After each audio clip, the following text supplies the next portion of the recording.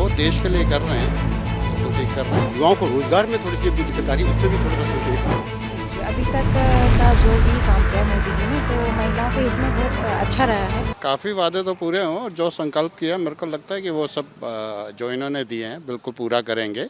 और अभी तक जितने भी मैनिफेस्टो आए हैं सबसे अच्छा मैनिफेस्टो बीजेपी का ही है, क्योंकि उसमें कोई ऐसी हवाबाजी नहीं की गई, जो ज़मीन पे है उसी को उन्होंने किया है और बहुत अच्छा मैनिफेस्टो है, वो कोई प्रॉब्लम नहीं है उसमें।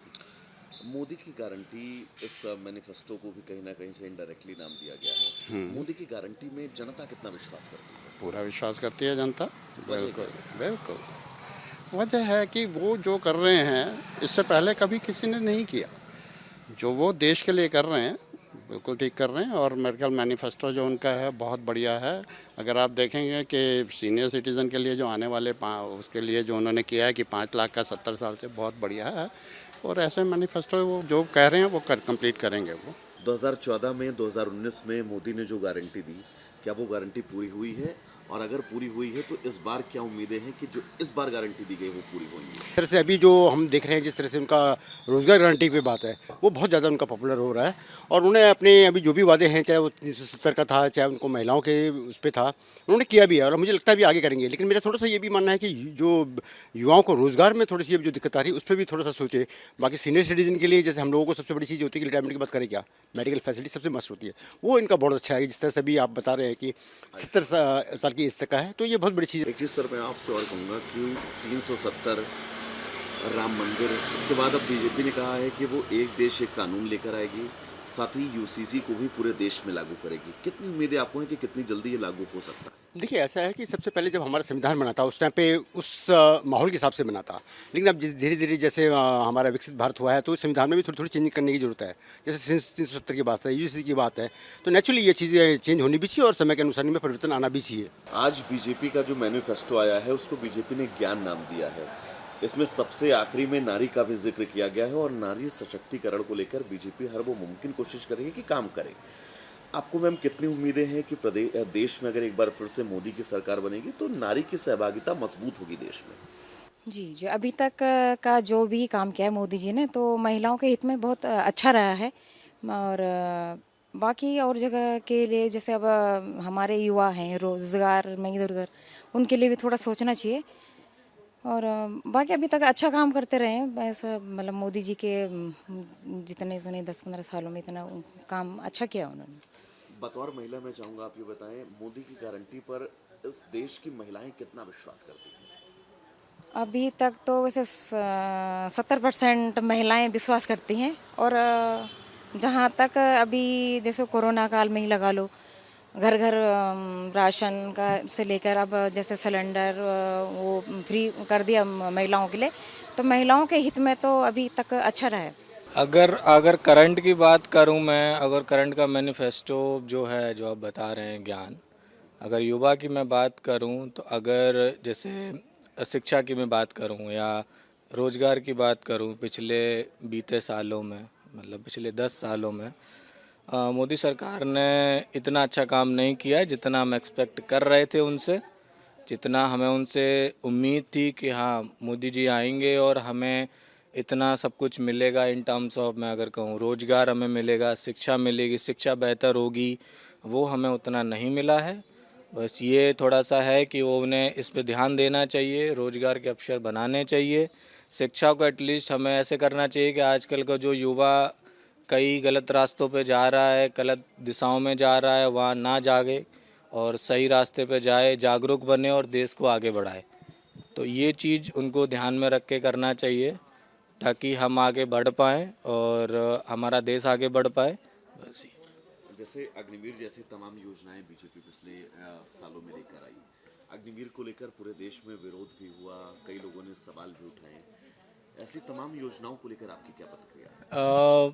वैसे तो ये मेरी नज़र में राजनीतिक मुद्दा है और अगर मैं वैसे बात करूं तो ये काफ़ी क्रूशियल बात है, क्योंकि जो जीडीपी के जो लोग होते हैं, जो जीडीपी कर्मचारी होते हैं, वही हमारी बॉर्डर पर तैनात होते हैं, तो उनको कहीं ना कहीं ये गलत है। अग्निवीर को लाना चाहिए था, लेकिन प्रॉपर हमें देखना चाहिए था क्या वो हमारे जो सैनिक हैं उनको लाभ देगी या नहीं देगी।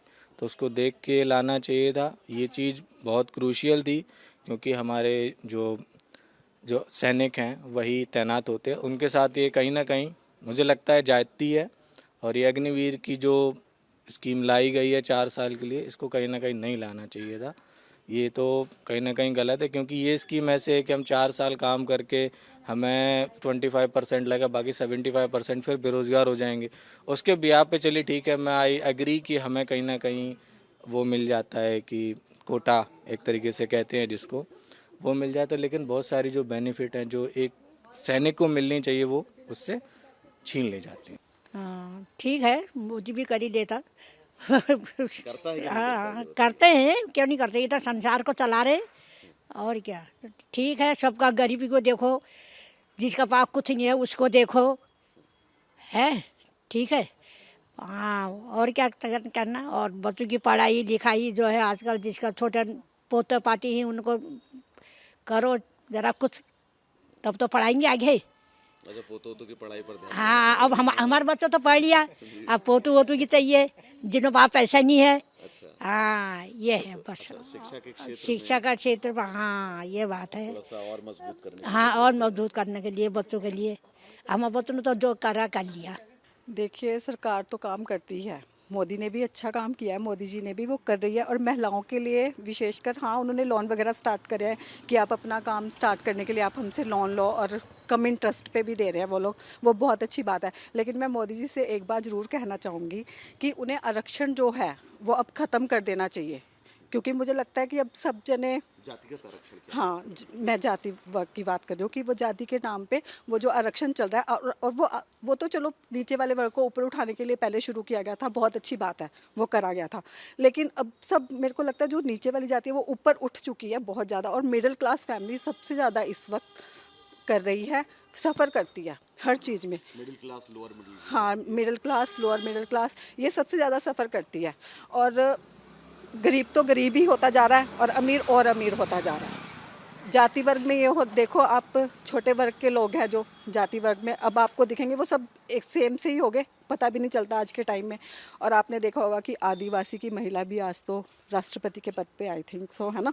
तो अब तो ख़त्म ही हो जाना चाहिए ये तो, मतलब ये लास्ट है कि अब तो ख़त्म हो जाना चाहिए। क्योंकि मेरे को जो इंटेलिजेंट स्टूडेंट्स हैं ना, उनको तो मिल ही नहीं पाता, आगे बढ़ने का मौका ही नहीं मिल पाता, वो पहले ही ख़त्म हो जाता है वहाँ पे, क्योंकि परसेंटेज इतनी हाई है। कुछ लोग तो चले जाते हैं, लेकिन कुछ लोग उनकी सीटें जो नीचे वर्ग के लोग होते हैं वो ले लेते हैं। क्रीमी लेयर वाले ज्यादा हाँ बिल्कुल बिल्कुल। लेकिन पिछले 10 साल की अगर हम बात करें बीजेपी के कार्यकाल की, इस 10 साल में आपको अच्छा क्या लगा? अच्छा लगा मुझे, मैं बताती हूँ।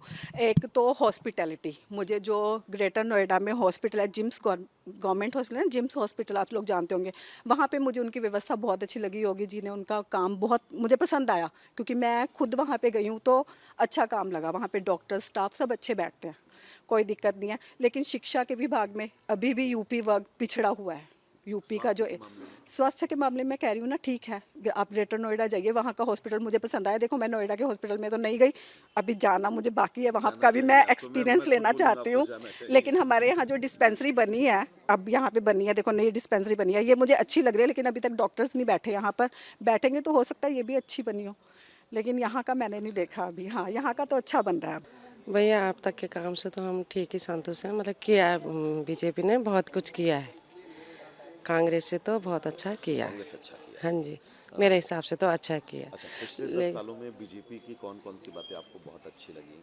मुझे तो सबसे पहले यही लगी कि कोरोना काल में उन्होंने मतलब सारे देश को बचाया और खाना दिया, राशन फ्री दी, सब कुछ सही किया। मतलब कोरोना काल में जो परफॉर्मेंस, हाँ जी हाँ वो बहुत अच्छी थी। हाँ जी बाकी स्वास्थ्य, शिक्षा, रोजगार तो थोड़ा अभी हमारे मतलब जनरल वालों के लिए बहुत मतलब कम ही है, जैसे होना चाहिए मतलब उतना नहीं है। बाकी सब चीज़ ठीक ही है। महंगाई परेशान करती है? महंगाई तो परेशान कर ही रही है भैया। हाँ जी मुद्दा रहेगा महंगाई इस बार चुनाव में? हाँ जी रहेगा। हाँ जी महंगाई को भी लोग समझ कर बूथ पे जाएंगे। हाँ जी हाँ जी। लेकिन बीजेपी ने जो भी किया वो बहुत सही किया आज तक। हाँ हाँ जी, चाहे महंगा भी है तब भी हम लोग खा तो रहे हैं। नंबर देंगे